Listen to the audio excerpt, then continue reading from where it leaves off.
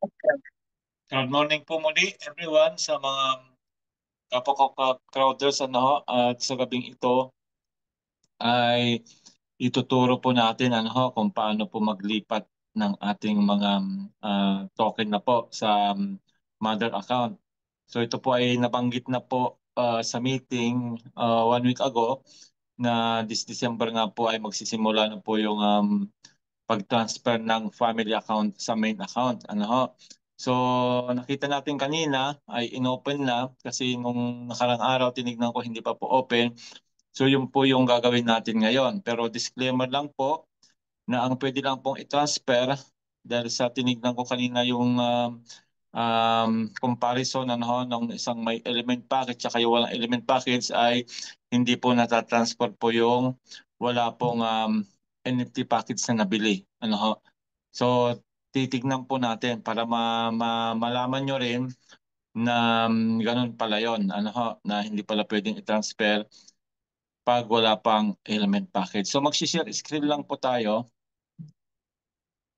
para po ay makita po natin kung paano po ang pagta-transfer. Share.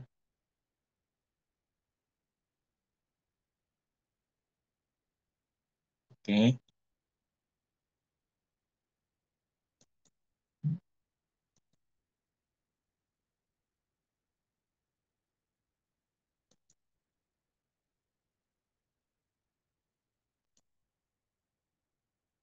Ayan. So, itong isa po dito, ayan, ito pong isa na ito po ay account po ito ng kapatid ko po. Itong kapatid kong ito ay meron siyang um, Corbit token na na-swap dahil doon sa mga claim nating mga C1 rewards sa loyalty points na na-convert na nga po into C1 token nung hindi pa po Corbit ang pangalan niya. At ngayon po ay yun nga po, tinatry ko po siyang i-transfer sa main account sa akin nga po kasi ako lang din po naman ang nagpan ng mga ito at hindi naman po nila alam paano gawin. So, ito po yung isa sa kapatid ko, si Joy. Tingnan niyo pong mabuti ho. Yan, si Joy po, na makikita niyo po dito ay um, element pa lang po siya. Element package pa lang siya. Ibig sabihin, wala pa po siyang nabiling NFT package. Kaya element status pa lang po siya dito. Yan, dito niyo po makikita yan. So, claim mo natin yung virtuals niya. At makikita po natin yung token niya dito po sa may Corbit. Yan, pasok lang po kayo sa Corbit.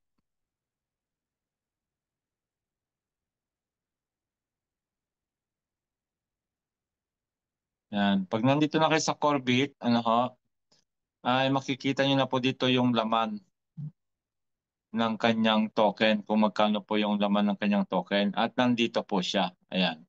Nandito po yung na-convert natin na C1 rewards sa loyalty points. At meron siyang total na 1,965.46 Corbit token o CBIT. Yung ticker po natin ay CBIT. So pag clinic po natin yung Corbit transfer, tingnan niyo po mabuti.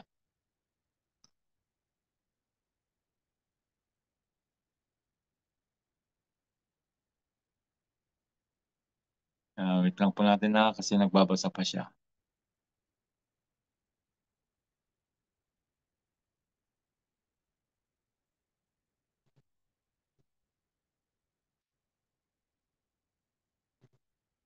Medyo mabagal lang.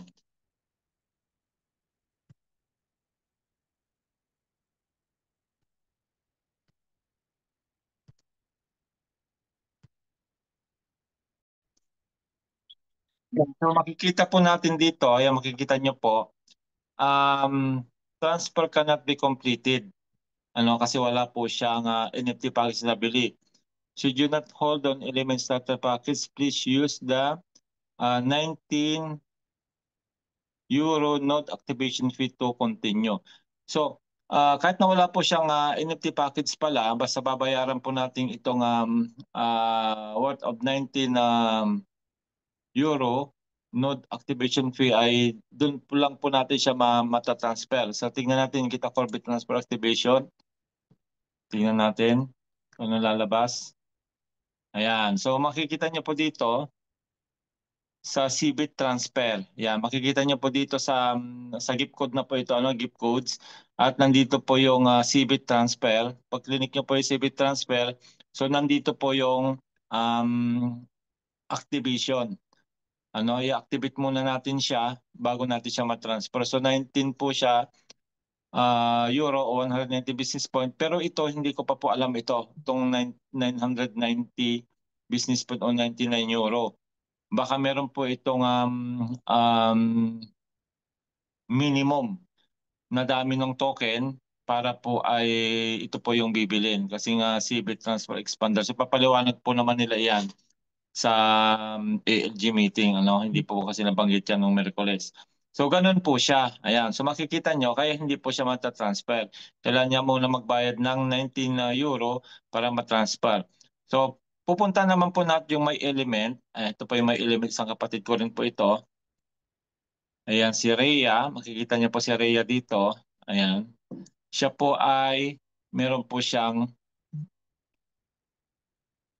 Earth Package. Yan. Earth Package po yung sa kanya.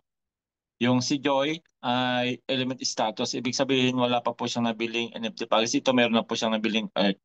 Kaya pupunta po tayo ngayon dito sa Corbit uli. Corbit.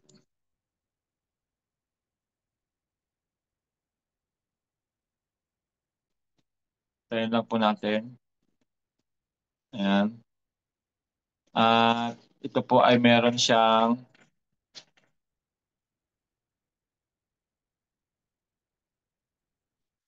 meron po siyang 3,111.16 na Corbit.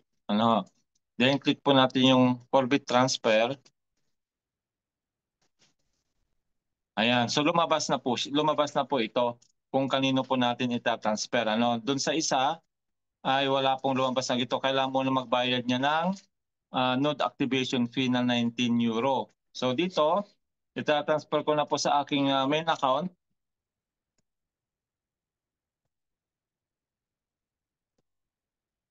Yan po yung aking username sa main account. Then confirm.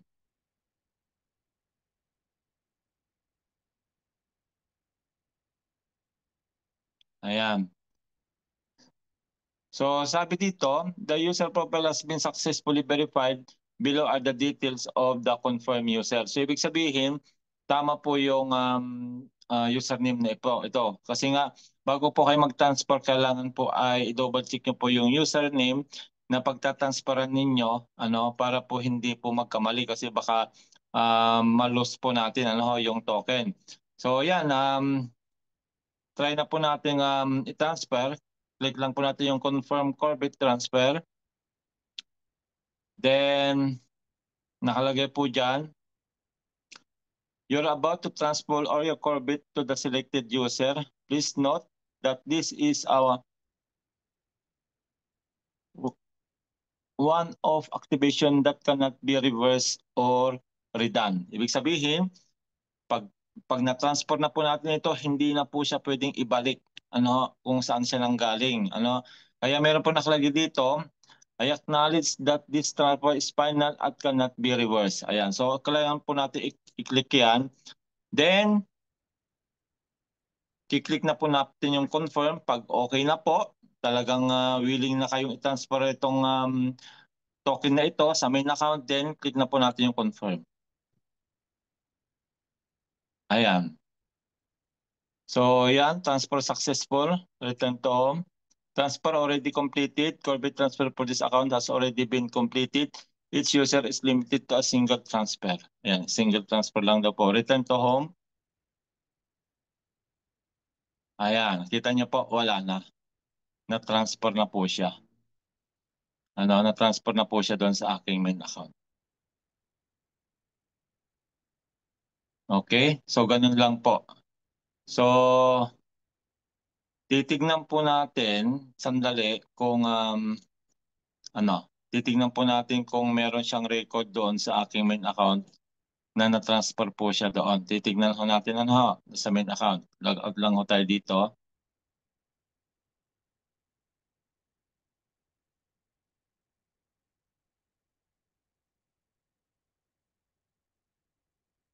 Then log in po tayo sa main account.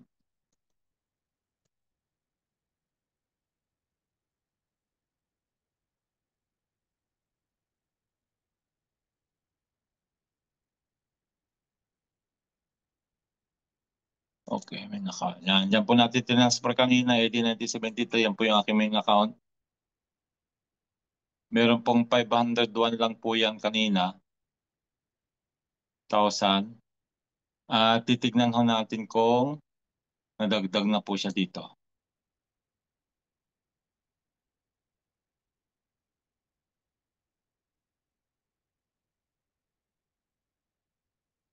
So, yun po, hindi naman po pala kailangan ng KYC approve kasi hindi pa KYC approve po yung dalawang kapatid ko na iyon. Ay pwede namang i-transfer basta po ay meron po siyang ano po, element starter. So, nandito na po siya. Yan. Dito po siya nadagdag oh. Kasi ito ay 30, ano lang po ito eh. 50 lang. Ayun, ayun. Kita nyo? Ayun na po siya, oh, na-transfer na ho. Ito na siya kanina, di ba? Ito yung nakita natin kanina. Corporate Family Transfer, 3,111.16. So, ganun lang po. Oh. Ano? Ayun, ang dali po pala mag-transfer. Pero yun po, take note po muli, kailangan po, pag wala po kayong NFT package at may mga token po yung mga family account, ano ho, need lang po magbayad ng 19 euro para po matransfer po yung ating account. Ito po kasing na-transfer nito, meron na siyang um, NFT package kaya hindi na po niya kailangan magbayad ng 19 kasi doon sa binayadang NFT package ay kasama na po doon yung reactivation. Ano ho? Kaya hindi na po kailangan magbayad ng 19. So yun po yung ating pong napakagandang ginawa ng ating company ano ho para po ay maisalin na po yung mga family account sa main account kung gusto lang po nating isalin. Para ito na lang pong main account ang ano po ang ating imama ni Obra ano ho kasi po, ito po yung importante talaga. Ayan. So, ayan po 501 lang po kanina ito. Nadagdag po si 3,111.16. Kaya ngayon po ay 504,793.16 si Bit token na po o Corbit token na po yung nandito sa Minap. At marami pa po akong itatransfer dito ng mga family account kasi nga po yung mga yun naman ay hindi pa mga QYC. Yun nga lang ay yung iba hindi pa po doon nakabayad ng 19. So unti-unti po nating babayaran yung mga 19 na yon. Total naman ay kung malaki naman po yung token nila ay mas malaki po yung value ng token kaysa yung sa babayaran mong 19 euro. Ano? Kasi malapit na po tayong pumasok sa tinatawag na global exchange at soon ay mapipera na po ang mga token nito. Antayin lang po natin. Okay po. Salamat sa lahat ng mga makakapanood nito. I hope na sundan natin. Happy Sunday po sa ating lahat. Enjoy your weekend. At sa mga susunod na araw, sabi po ng ating company ay mag-start na po yung pong streaming of token at staking. So ang tabayanan po natin yan within this fourth quarter. So nandito na po tayo sa fourth quarter at end of fourth quarter na tayo dahil nasa December na tayo. So one of these days, I believe na yun na po yung susunod na gagawin nila. Inuna na po muna itong family transfer of account at which is napakaganda po ito ang balita para sa ating lahat. Yun po. Yun po yung susunod nating antayin at gagawan po ulit natin yun ng panibagong video tutorial. Okay po, salamat sa ating lahat na makakapanood nito and God bless you all.